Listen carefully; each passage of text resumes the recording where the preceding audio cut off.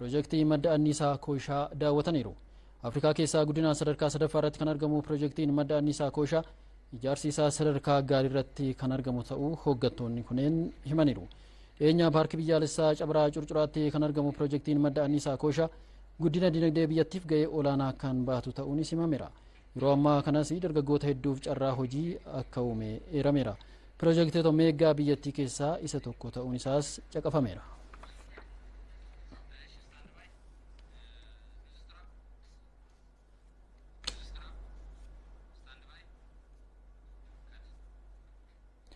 Qaama piroojeektii misooma Kooshaa kan ta'e loojiin faana arbaa Cabraa Curcuraa qabeenya uumamaa humna misoomaa taasisanii itti fayyadamuuf barnoonni guddaan kan irraa argamu ta'uu afyaa'iin mana maree bakka bu'oota uummataa Taaggasee Caafoo himan. Pirezidaantii itti aanaan paartii badhaadhinaa Adam Faaraa gama isaaniin qabeenyota uumamaa iddoolee garaagaraatti argaman misoomsuun faayidaa dinagdeef oolchuu irratti xiyyeeffannoo hojjetameen bu'aalee qabatamaan galmaa akka jiru himaniiru. Wasanee Amaadha.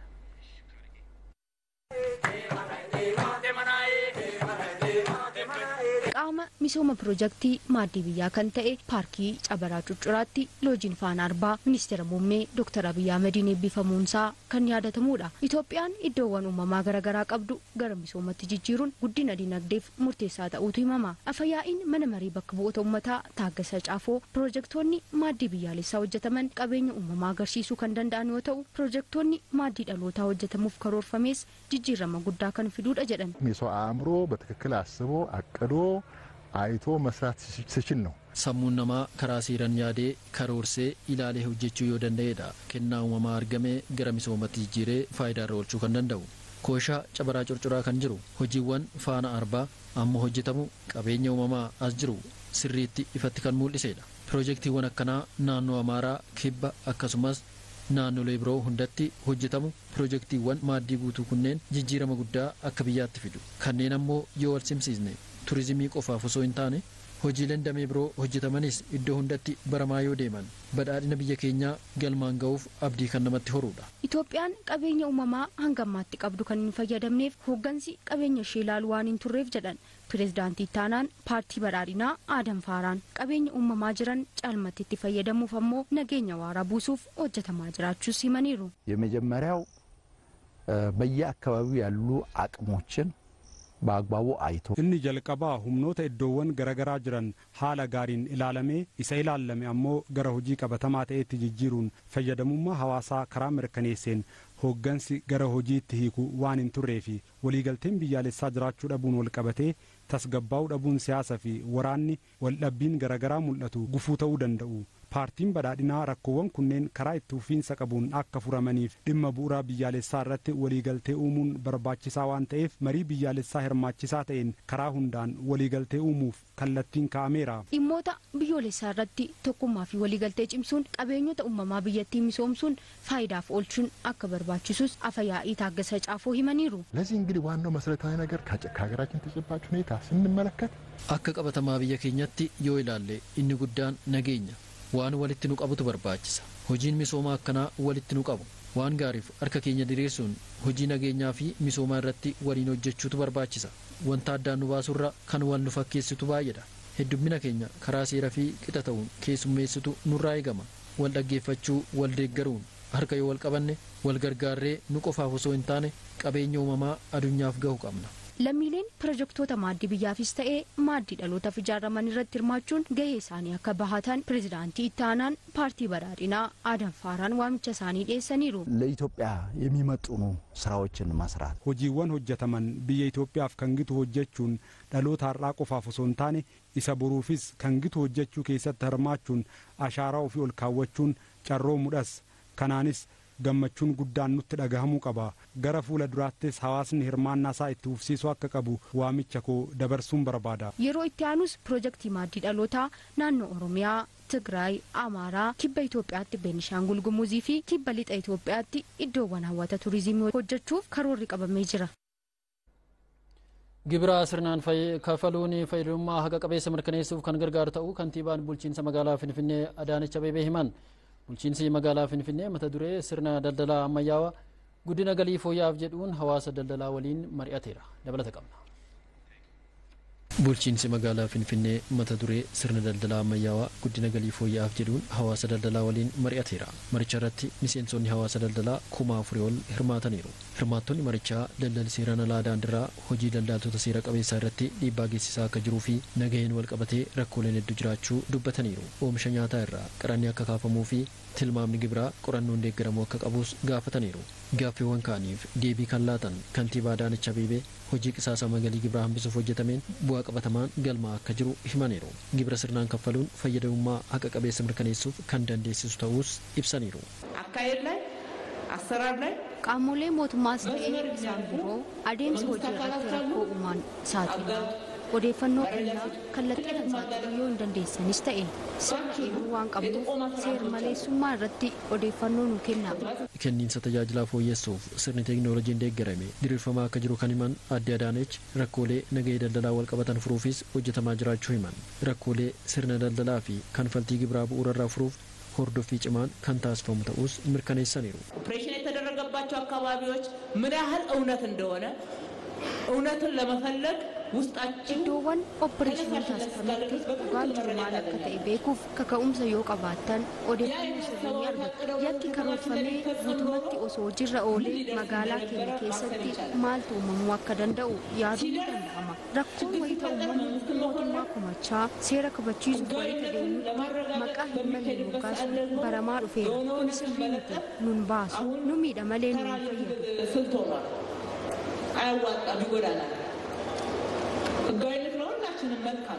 Kantiibaa ittaanaan bulchiinsa magaalaa Finfinnee Jaanxiraa Rabbaay gama isaaniin daldala seeraan alaa to'achuuf hojiileen eegalaman jiraachuu eeruun rakkoolee jiran guutummaatti hiikuuf tumsi hawaasa daldalaa barbaachisaa ta'uu dubbataniiru. Hojiileen qonnaa godina Baaleetti hojjetamaa jiran imala badhaadhinaa karoorfaman milkeessuu keessatti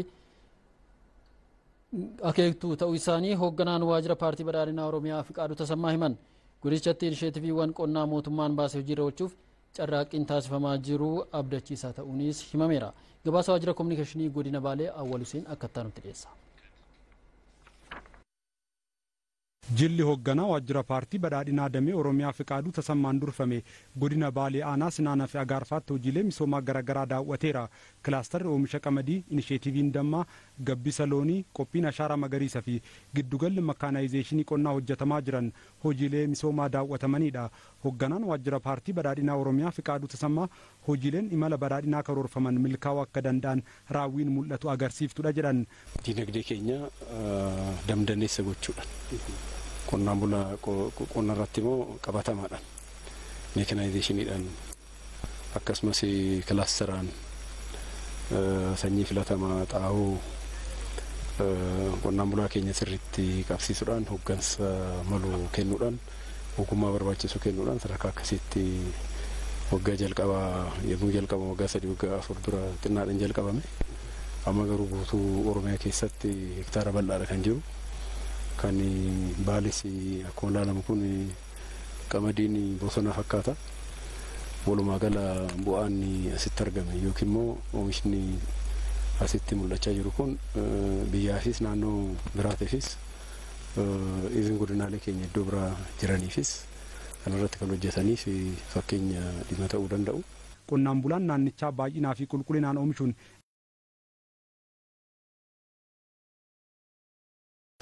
qonnaaf ta'u Baaleen qabu kan duwwaa miti.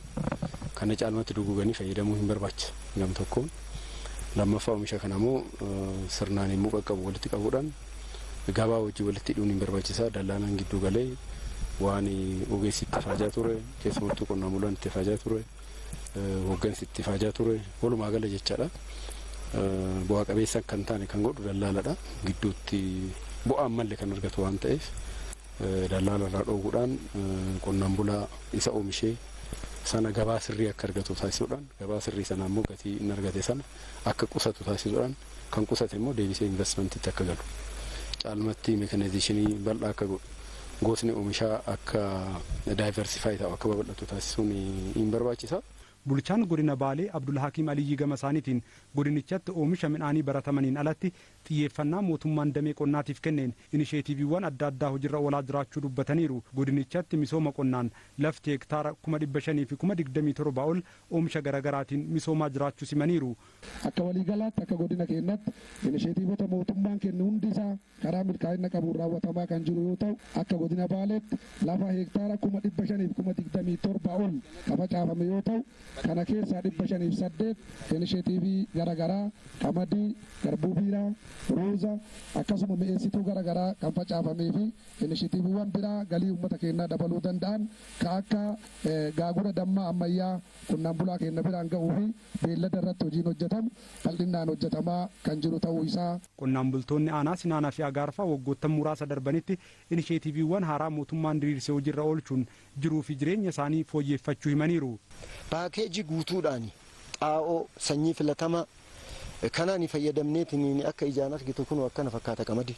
Nuyi amma akkaataan itti hojjennu kilaasteraan amma kan hojjennu. Namuu maasaa ofiillee haa qabaatu malee kilaasteraan kan hojjennu. Sadarkaan amma isin argitan kun sadarkaa kilaasteraatiin hojjennaan.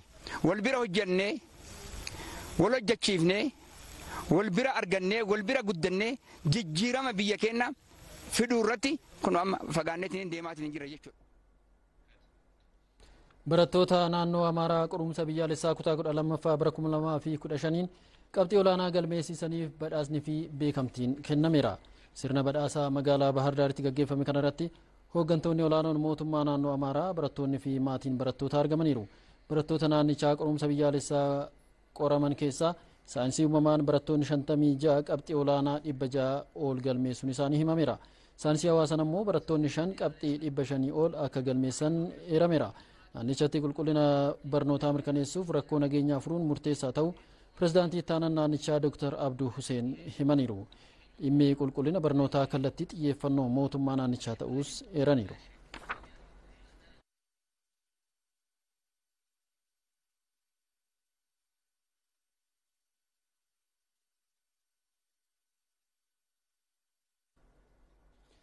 Galmeessa ragaalee siivilii irratti hubannoo hawaasaa fooyyessuuf hojjetamaa jiraachuu waajjirri galmeessa ragaalee siivilii godina Shawaa Kibba Lixaa beeksiseera.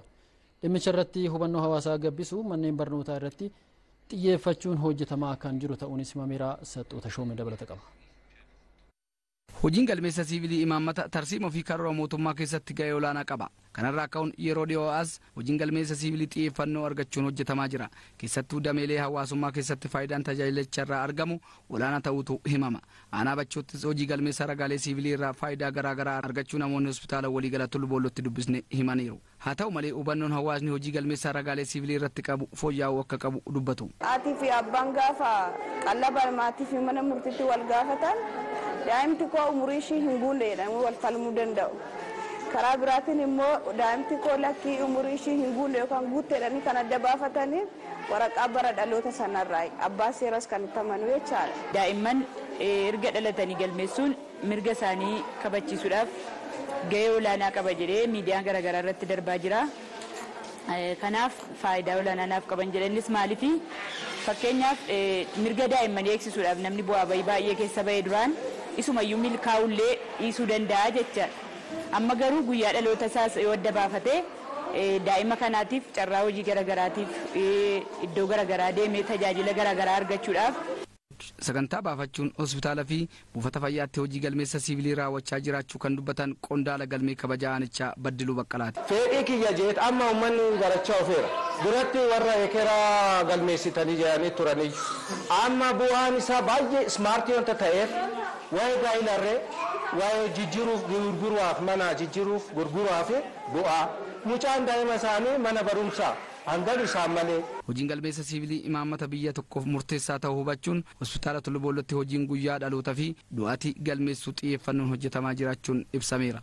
Daa'imta akka dhalatteen informationii cheeklistiin gaafatu jira. Asirratti guunnee gara ganda dhaloota yookaan ganda jireenya daa'immaniif maatii isaanii erginee fi achitti akka galmeessanii ragaa dhaloota isaanii yookaan barzi saartifikeetti akka fudhatan itti himna jechuudha. Itti gaafatamaan waajjira eejensii galmeessa siivilii aanichaa Margaa Deessisaa baatiiwwan ja'an kanatti ragaalee siivilii 2,200 ol raawwachuuf karoorfachuu himaniiru. akaanaa keenyatti buufata fayyaa afurii fi hospitaala kanaa wajjin hojjannaa jechuudha. Kan irratti solii hojjennu caalmatti jechuudha. Daa'imti kan dhalatan yeroo ammaa kana buufata fayyaatii fi hospitaala irratti jechuudha. Keessumaa warri baadiyyaa kun hubannoo waliigalaa baay'ee waan hin qabneef qondaala galmee kabajaa dhaqanii barbaadanii dhaqanii yeroodhaan hin galmeessanii jechuudha. Kanaaf iddoo kanarratti arganne taateewwan yeroodhaan galmeessuuf carraa argannaa jechuudha. Itti gaafatamtuu waajjira eejensii galmeessa siivilii godina Shawaa Kibba Lixaa Muriinish Mangistuu akka godinichaatti baatilee ja'an darbanitti galmeessa ragaalee siivilii 32,000 karoorfachuu fi hanga ammaatti 20,000 ol raawwachuu eeruun hojiin hubannoo hawaasaa gabbisuus hojjetamaa jiraachuu ibsaniiru. Karoora hiixataadha. Kurmaana kana keessaa naannoo 32,888 taateewwan kana shanan hin galmeessine jennee karoorfanneedha jechuudha. Hiixataadha karoorri isaa. Garuu hubachiisuudhaaf nuti maal gochaati kan jirru tokko manneen barnootaa keessatti gumiin galmeessa siivilii akka dhaabatu ta'eera jechuudha. Bara kana keessatti akka godina keenyaatti biiroon barnoota Oromiyaas barreessee nutis akka godinaatti barreessinee aanaalee keenya keessatti dhaloota egeree irratti yoo ijoolleen hubatti maatii ishee hubachiisuu hin dandeessi karaa jedhuun manneen barnoota irratti hojjechaa jirra. Kan daawwachaa jirtan odeeffannoowwan dilbata galgalaa TV afaan Oromoo irraa isin bira gahaa jirudha. Kabajamtoota daawwattoota keenya amma immoo odeeffannoowwan maddeen alaa sitti himna. Loltoonni Firaans guutummaan guutuutti Niijer keessaa bahuun isaanii himameera. Niijeritti ji'ootaan dura humna waraanaa fonqolchaan aangoo qabachuu hordofuun biyyoota lamaan gidduutti muddamni uumameera.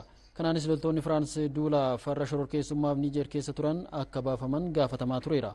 Mootummaan Firaansis dhiibbaa uumame hordofuun loltoota Niijer keessaa qabu baasuuf murteesseera. Sanbata kana loltoonni fi meeshaaleen Firaans Niijer keessa turan guutummaan guututti biyyatti baafamaniiru. Embaasiin Firaans Niijer keessa tures cufameera. Aljaziiratu gabaase.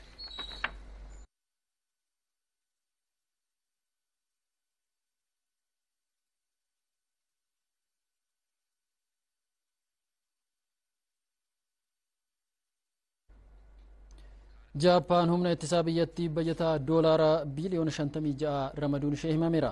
Mootummaan biyyattii bajataa bara 2024 ramadeen bajataa ittisaa doolaara biliyoona 56 raggaasiseera.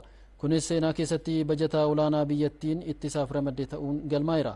Bajanni ittisaa Jaappaan kun kan bara darbeen yoo wal bira qabamu dhibbeentaa 16 caalmaa kan qabu ta'uun himameera.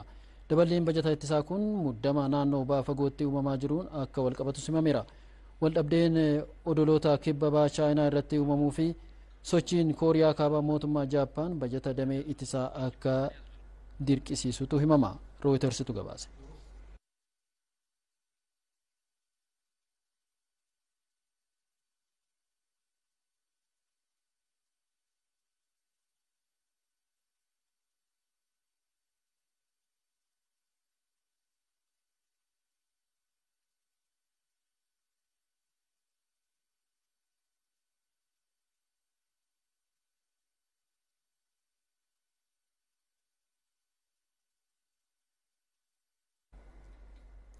Kabajamtoota daawwattoota keenya kanatti aansuun immoo odeeffannoowwan ispoortiitu isiniif dhiyaata. Turtii gaarii.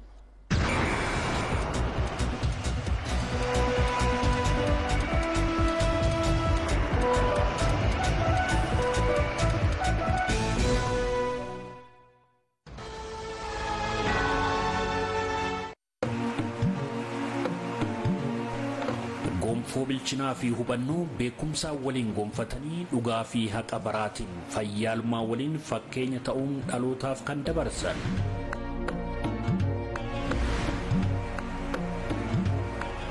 Akkuma bu'uurawwan hundee keenyaa amaanaa isaaniitiin gaarummaa fi amanamummaadhaan godoo isaanii gadi dhaabbatanii biyyas nu dhaalchisan sana. Nutis haqa kana qajeelfama keenya taasifannee tajaajila fedhuun nu filatanii gara keenya hoo dhufan madaala yerootiin kan madaalamuu fi walirraa fuudhinsa dhalootaatiin kan ijaarame.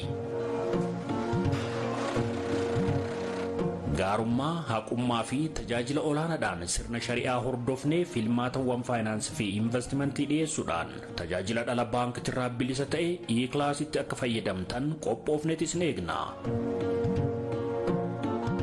Awash Bank E-Class haqa keessan haqiiqadhaan. Sponsora keenya baankii Awaashin guddaa galateeffannaa akka mooltan kabajamtoota daawwattoota keenya odeeffannoowwan ispoortii sa'aatii kana wajjin immoo Annuuroo Amaanooti. dorgommiin fiigicha qaxxaamura biyyaalessaa Oromiyaa marsaan 29ffaan guyyoota lamaaf bulchiinsa magaalaa Sulultaatti godinaalee bulchiinsa magaalotaa fi kilaboota dorgomsiisaa ture hara xumura argateera. Haaluma kanaan dorgommii ulee wal harkaa fuudhuu kiiloomeetira 8tiin kilabiin Konistirakshinii Koorporeeshinii Injiinaringii Oromiyaa olaantummaan xumureera. Dorgommii kiiloomeetira 10 dhiirotaa immoo kilabii kutaa bulchiinsa magaalaa Koyyee Facceetu tokkoffaan goolabe. Kan kiiloomeetira 6 dubartootaa fi kiiloomeetira 8 dhiirotaas kilabiin Koorporeeshinii Konistirakshinii Injiinaringii Oromiyaa tokkoffaan xumureera. Dorgommichi atileetota ciccimoo Oromiyaa bakka bu'uun murkii sadarkaa biyyaalessaa irratti hirmaatan kan itti argaman akka ta'e itti gaafatamaa waajjira Federeeshinii Atileetiksii Oromiyaa Inistiraaktar Shimallis Daawit dubbataniiru. Dargaggoota dhiiraa kiiloomeetira 10 beektota dubaraa kiiloomeetira 10 beektota dhiiraa as ulee wal harka fuudhinsas gaafa laallu hirmaannaan isaa waliigala isaa baay'ee bareedaa fi morkataadha. Atileetota ciccimoos naannoo keenya bakka bu'uu danda'an ni argannaa jennee abdannaa. Akka waliigalatti garuu dorgommiin qaxxaamuraa biyyoolessaa Oromiyaa 29ffaa guyyaa lamaan gaggeeffame sun milkaa'eedha jechuu dandeenya. Waancaa Itoophiyaatiin taphoonni marsaa sadaffaa irratti fuun kan gaggeeffaman yogguu ta'u kilabiin buna Itoophiyaa fi bulchiinsa magaalaa Hawaasaa marsaa nuusa xumuraatiif ga'uu isaanii mirkaneeffataniiru. Machaal wajjin kan taphate Hawaasan goolii 3-0 injifachuudhaan nuusa xumuraaf ga'uu isaa kan mirkaneeffate.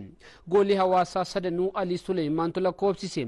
Tapha isa biraatiin kilabiin buna Itoophiyaa kilabii Kolfee Qaraaniyoo 2-0 injifachuun marsaa itti aanuuf gaheera. Goolii kilabii buna Itoophiyaa lachanuu kan galchee Muhammad Nuur Naasiri.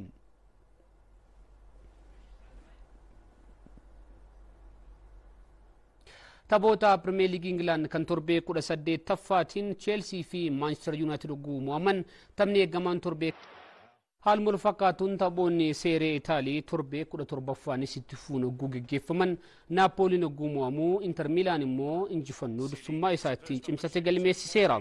Dirree isaatiin ala Roomaa wajjin kan taphate Naapooli